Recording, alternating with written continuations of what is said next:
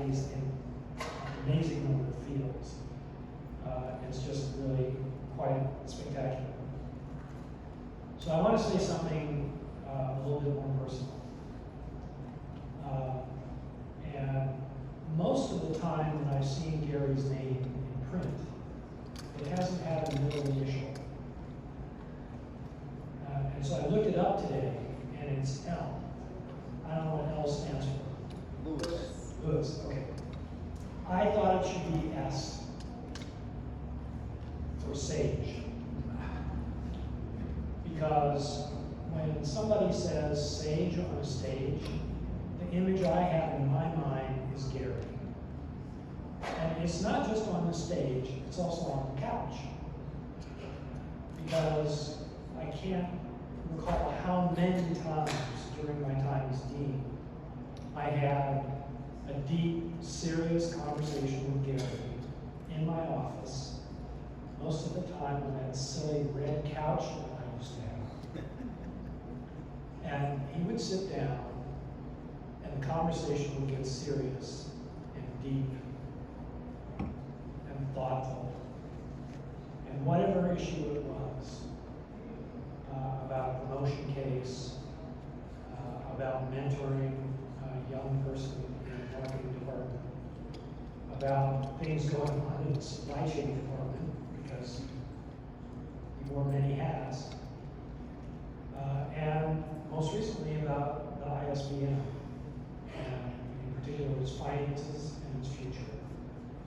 And that was a complicated set of issues, and we got to a good place, I think. And it was because of Gary's careful and thoughtful counsel that we got there. So I will leave you with, when I think of a sage, I think of Gary. So Gary, congratulations in retirement. I hope I have as much fun as you're going to have, I'm sure. And then we will keep in touch. Gary, thank you. And everyone, welcome. Chuck, thank you.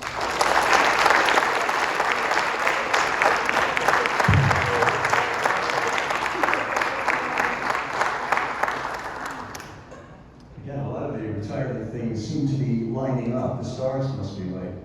But again, one of the honors that we've had running ISBNs, we've had 2 meetings a year for forever. A long time ago, I think I mentioned this, in 2002, we did a joint meeting with the Center for Services Leadership at Arizona State. And we were regaled by this sharp new researcher who's just coming into her own, Lilien. Now, Neely was going to be here tonight, but Neely, as president of the university, gets tugged in a lot of different directions. So I'm inviting, actually, Neely's boss, the department chair, Meg, to read some messages from Neely to Gary.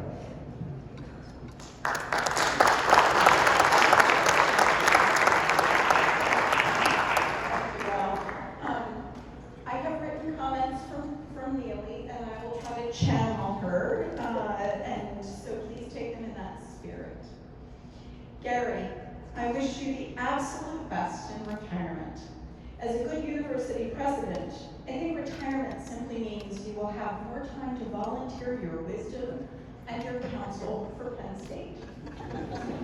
As someone who enjoyed, in quotes, your marketing, engineering, antilogics, and models work, I cannot wait to see the algorithms you must have created on repurposing your time in retirement. I think of you as a happy warrior, never losing your zest for life and putting a smile on people's faces. The one thing that is not fun about my current job is how little control I have over my time. Unavoidably, I cannot be there tonight. We are so grateful to you, Neely.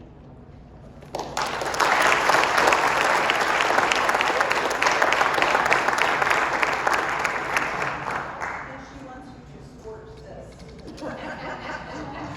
A gift from Neely for you.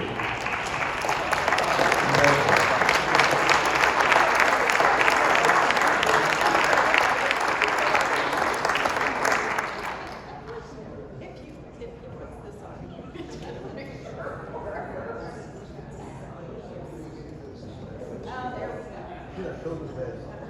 Listen, I'm in the ice arena. We're going to do this.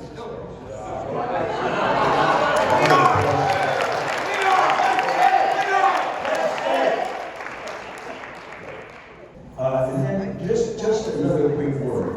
Once again, we rely on the people and the persons who really run the place. Tonight has been orchestrated a lot with, by Arvind Ramaswamy. It's been orchestrated with help of Gary, but run by our own Lilien. I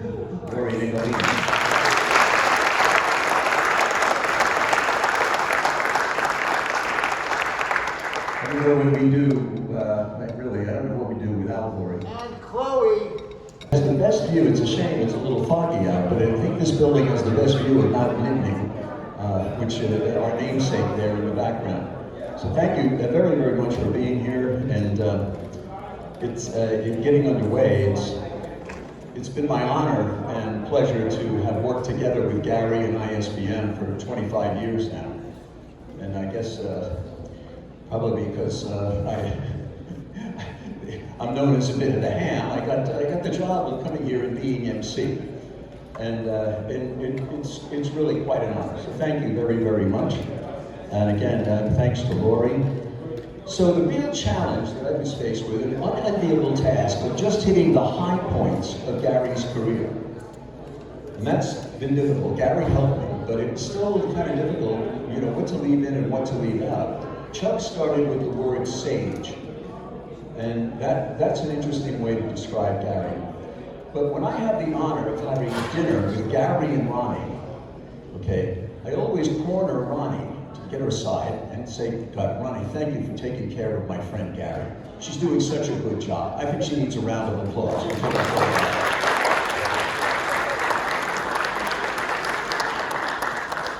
So one of the things we agreed on when I talked with Ronnie, you know, where I grew up in the New York City, you either were an Italian hoodlum or a Jewish intellectual. You had no choice. Our neighborhood was Italian and Jewish.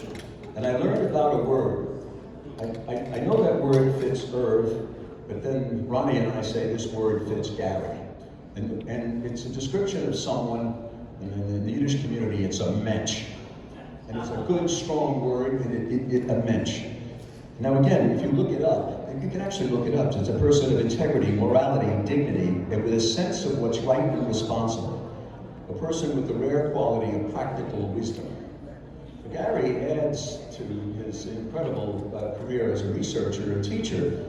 He's a mensch, and so is Irv, and some of the other folks that have been associated with ISBM. In our community, where I was growing up, I learned that that was a very high honor. And that the people, you know, just, geez, I really don't know what to do now. I'm not sure what my next step should be. So go see Uncle Harry. He's a mensch. He'll sit down and talk with you, and he'll give you advice that, so I've grown up with respect for that. Now, in his role as mensch, Gary has had a hand in shaping many organizations that bring people together.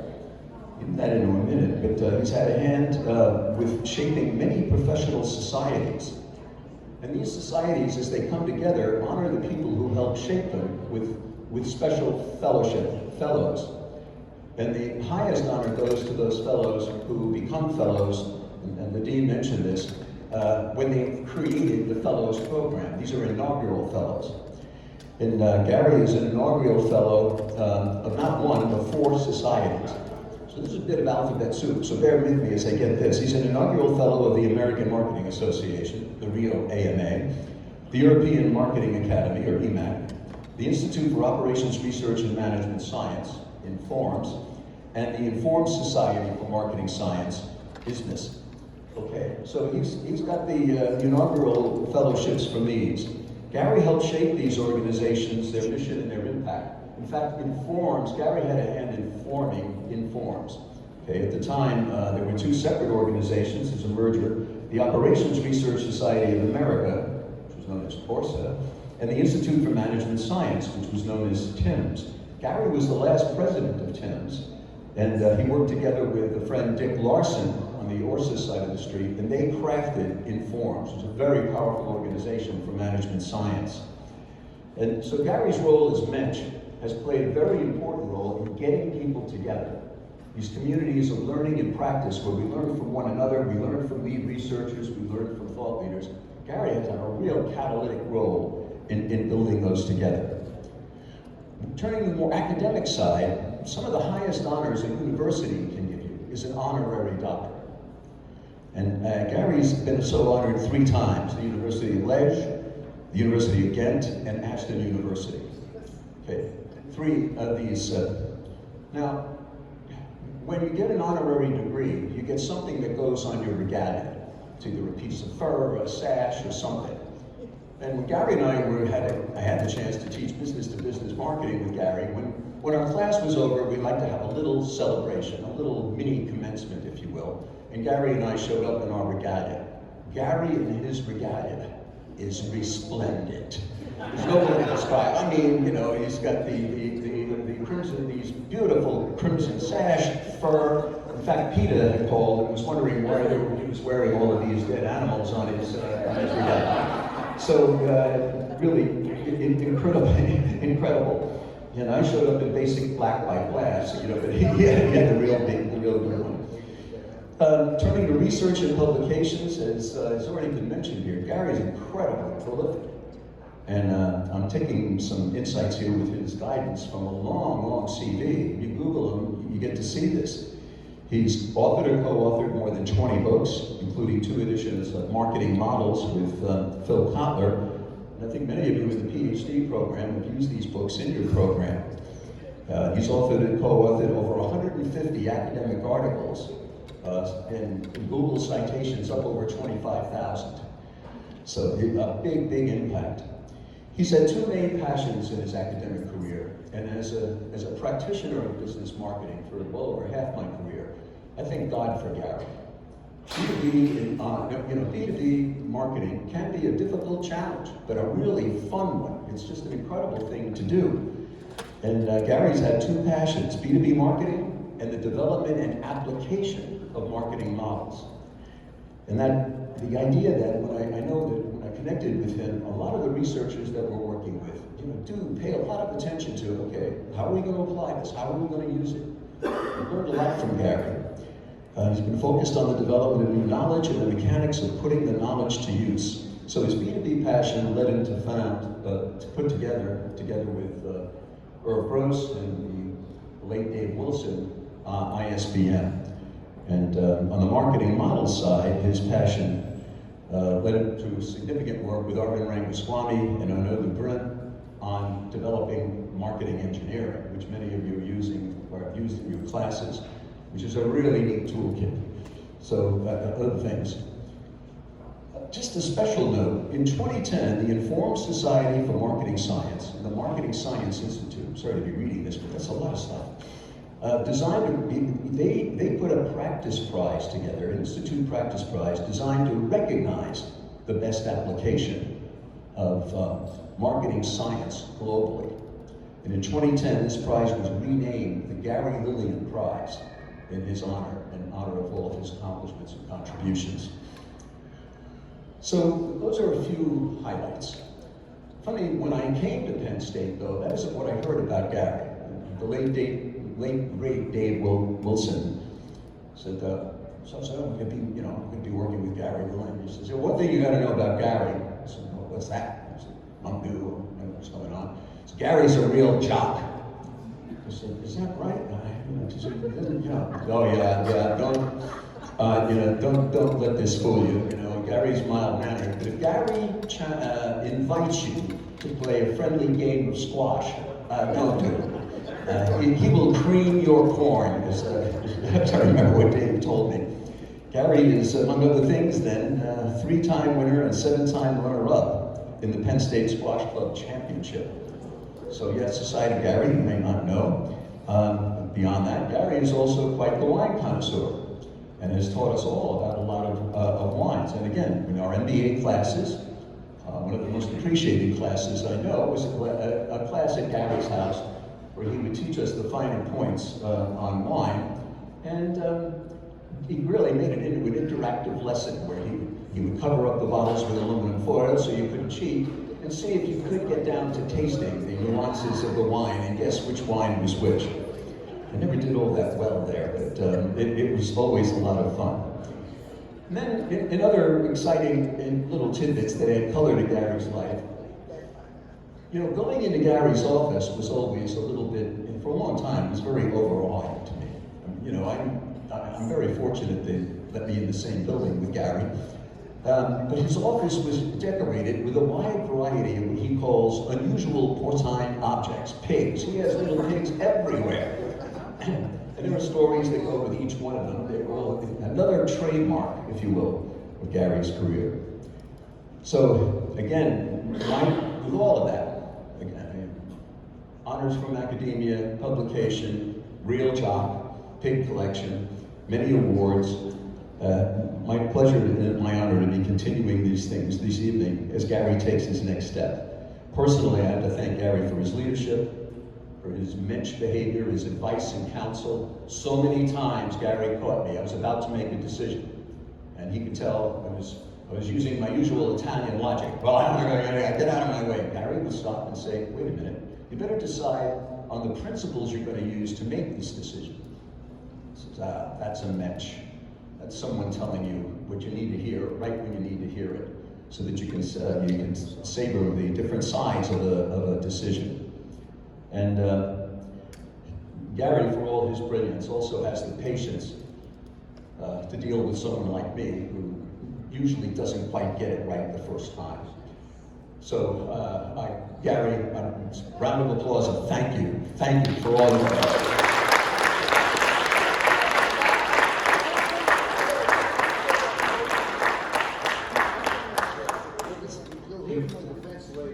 Very emotional. Okay, so to continue this evening, it's my honor also to introduce our leader locally, Meg Malloy, Professor of Marketing and the Marketing Department Chair, with some special recognition for Gary. So thank you, Ralph. Tough act to follow, but I wanted to just say thank you to all of you for being here. I look out on the crowd and I see so many familiar faces, former students, colleagues, ISBM faculty, affiliates, and leaders in the field, and I'm so grateful. So Gary, you brought us all together for a reason, and I wanted to just say thank you. Thank you from the bottom of my heart for your many contributions to Penn State. Being a Penn Stater, I really appreciate it. The marketing department, the academic community, and to me personally. Your brilliant mind, strategic insights into any problem, your listening ear during heart-to-heart chats about career and family, your capacity to poke fun at yourself, and I can attest, during COVID, he did show up in a Zoom happy hour with pig ears on. And I wish I had a picture of it. Your love of travel. That happened. Thank you. Your love of travel or a fine bottle of wine, and your love of two extraordinary women, Dorothy and Ronnie, will long be remembered by everybody. I find it hard to believe that you will ever fully retire, so don't be surprised if I call you when I need strategic guidance and sage advice, okay? So in honor of your retirement from the department, I'm going to ask Holly and Sarah to come up with two gifts, and I'd like to ask you to come up to unwrap them. These are from the department,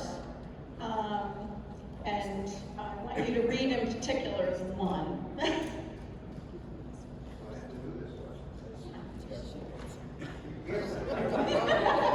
Oh, we should check the voice of experience. Yeah, I have favorite.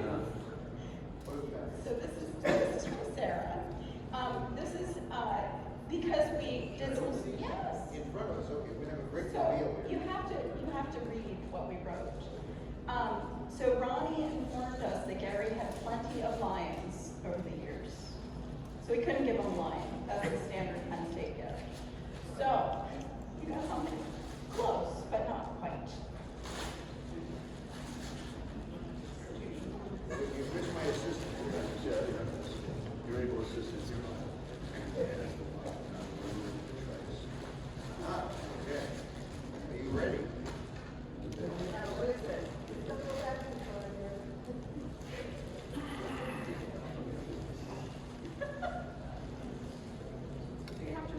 Oh, I will read it, okay. Well, I don't have one of these, okay. It says Gary Lilien, spelled correctly. Distinguished Research Professor of Management Science, Smeal College of Business Marketing Department, Pennsylvania State University, 1981 to 2024. Extraordinary scholar, brilliant teacher, dedicated. Now there's one additional thing I want to add, and this is actually rather fresh. Andrew Peterson and I, who are now trying to fill partly Gary's big shoes at the ISBN, we were informed by Gary just a couple of days ago that there is this fantastic new initiative that he leaves us actually with an incredible gift. And I'll read this to make sure I got this right. It's not only Gary Lilien, but also the other founding director, Irv Gross, and longtime executive director, Ralph Oliva. In recognition of over 40 years of the ISBM's continuing focus on the important missions of B2B knowledge creation and improving the practice of B2B marketing, the retired ISBN directors and founders have created the ISBN Founders Fund at Penn State. And the goal of that fund is to provide financial support to the ISBN and to further its mission to provide thought leadership in the B2B domain globally. And that fund has already been seeded by the directors and others with a very generous initial contribution of over $250,000.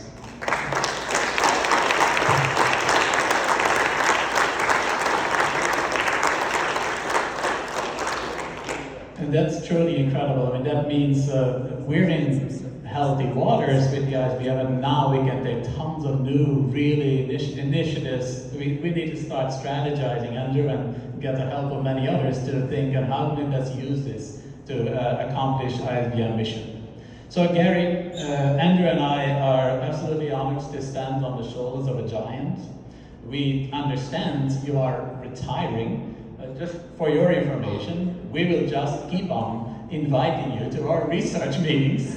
We'll keep on picking your brain, and we will actually never stop. We will only stop at that point where you explicitly ask us to. So thank you very much and congratulations. And I want to give you also in name of the ISBN, and this is from Andrew, Lori, and me, a gift that we think you will appreciate. You may want to open that one too, perhaps.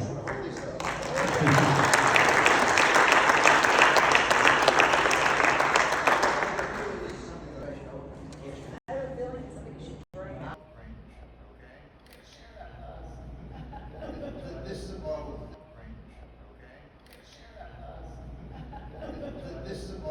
is a bottle of Range on Hermitage. This is those of you who know wine. There are 6 or 7 what the French would call first growths north of the equator. There's only one south of the equator. This is the best wine in south of the equator in the world. And I know what it is, and Ronnie will attest to the fact that if I let my brother-in-law know I have another one of these, because I gave him one for I guess it was their 25th anniversary, and every year my brother-in-law has been nagging me, when can we open another bottle of Grange? I said, you drank the only one you're ever going to get in your life. So, Ronnie, don't tell Rob. Thank you so much. Thank you. So continuing on, there's another side to Gary too, and that's his entrepreneurial side. And Gary, you know, worked together with Arvin in the creation of a marketing engineering tool set, and created a business to support that and to get into the software business. Now that software has touched many lives of students and many of the practitioners at ISBN, because it's very cool. It's easy to use, it's self-tutorial, it's an incredible piece of work. And we've been able, many firms, to make better decisions using this software. But to talk about that side of Gary's career, I'm going to turn it over to Dr. Arvind Rangaswamy.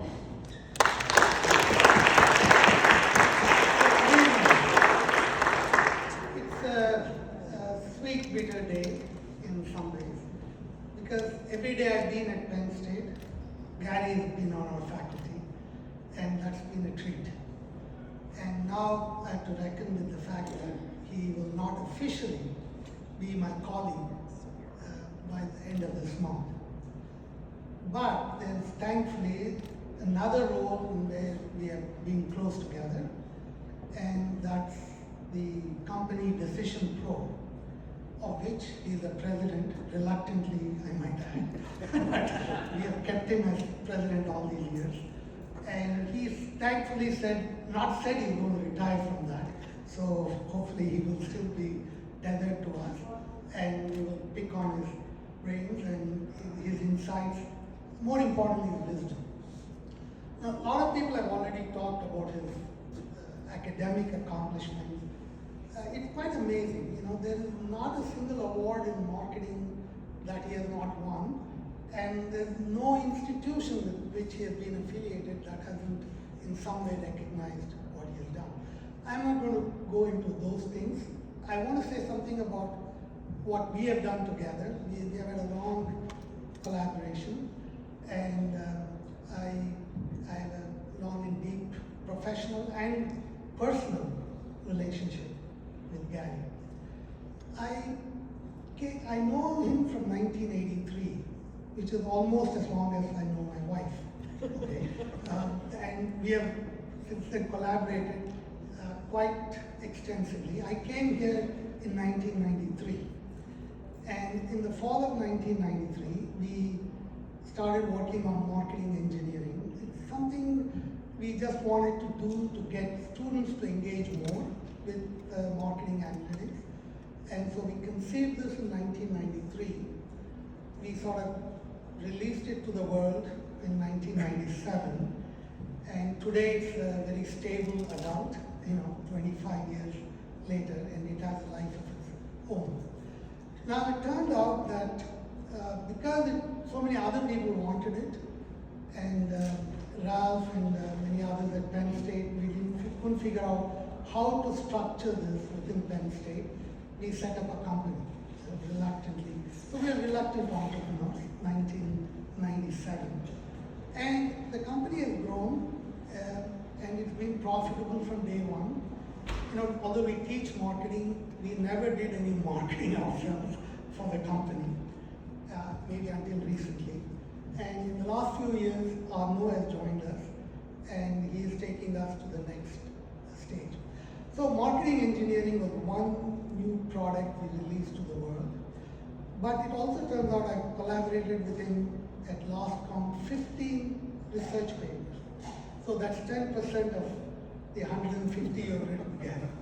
And with several colleagues, some of whom are here.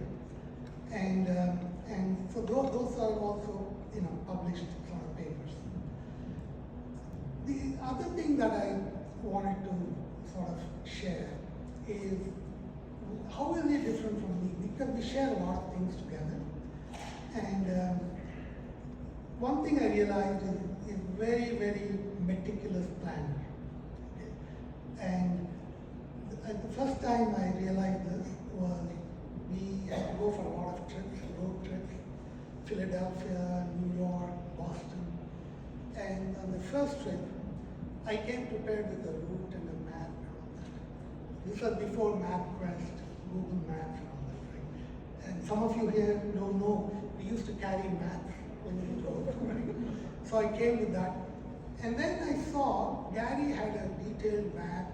He had worked out the route, and he figured out where we were going to stop for gas and where we were going to go to the restroom, what routes we would take if there was some traffic jam somewhere, what radio stations we were going to listen to on the way. He even brought his CDs. So after that I said, I'm not going to worry about planning anything, when I'm doing something with Gary. And so I went with, followed whatever he did, and not a worry. And it's been a wonderful ride because of that. So Gary, I don't know what's going to happen with the research projects we have had or what we're going to do with Decision Pro, but I hope to keep you tethered in that. I know that retirement is not going to be a binary event for you. I don't think you are an expert in logistic regression or anything like that. So you might have a more smooth transition. And I hope you will continue to be our mentor and friend and continue to work with us. And I know that there are not maybe too many things on your bucket list, but maybe there are just a few, and I hope you enjoy all of those. And wish you all the best.